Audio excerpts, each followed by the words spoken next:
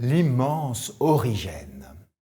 La pitoyable polémique posthume qui entoura son œuvre ne doit pas le masquer. Origène est une étape déterminante dans le développement de la pensée chrétienne. C'est dans ses ouvrages qu'ont puisé presque tous ses successeurs, disait le pape Léon XIII. Un maître, tout simplement.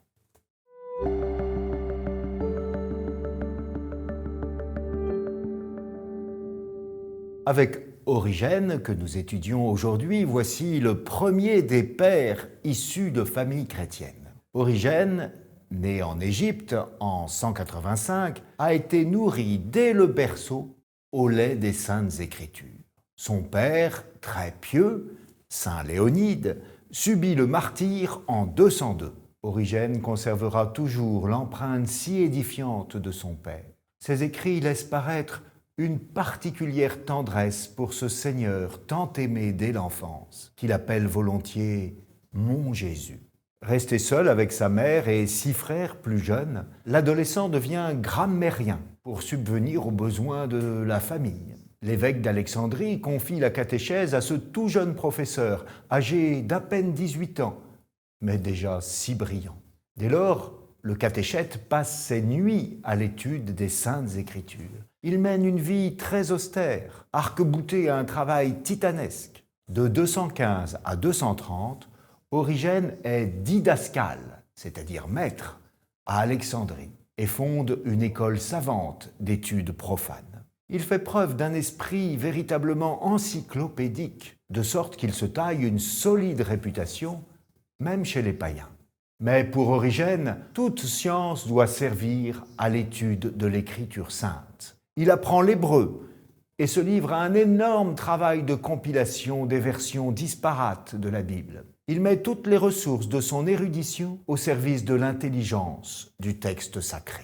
Pour commenter par exemple la parabole du Christ sur la perle de grand prix, il mène une vaste enquête sur la capture des perles précieuses en Inde et en Bretagne.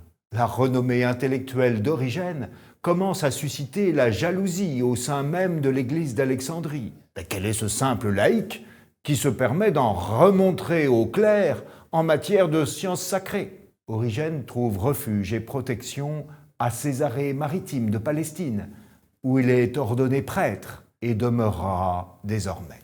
De partout, on vient consulter celui qui est considéré comme l'homme le plus savant et l'oracle théologique de tout l'Orient.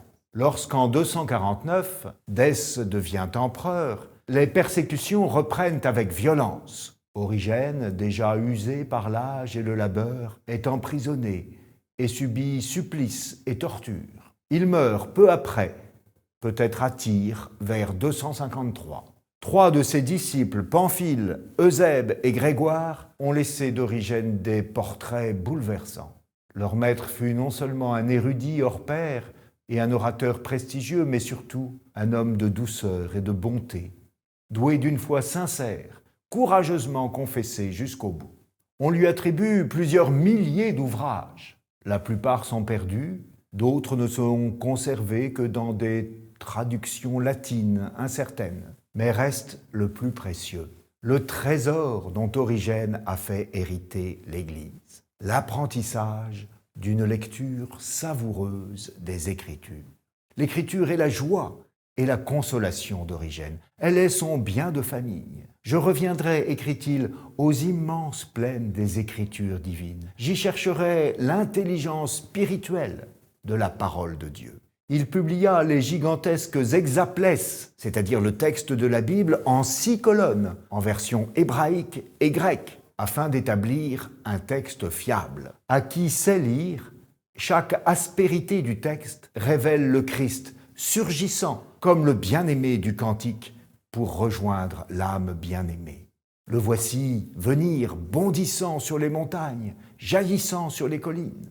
Le maître comparait l'écriture à une amande. Il faut d'abord se casser les dents sur l'écorce de la lettre avant de parvenir aux fruits délicieux de l'esprit. Quelle tristesse ce serait d'en rester au lait avare et aux maigres mamelles du sens littéral, pour parler comme Claudel. Que nous apporte de savoir les agissements incestueux de Judas ou les batailles des Philistins. Dieu n'a certainement pas consigné ces faits dans les Saintes Écritures sans une intention secrète. Eh bien, ce dessin voilé, seule la méthode allégorique permet de le révéler. Cette méthode consiste à interpréter spirituellement des paroles qui sont esprit et vie. Les docteurs du Moyen-Âge s'inspireront d'Origène pour formuler la si précieuse méthode des 4 sens de l'écriture.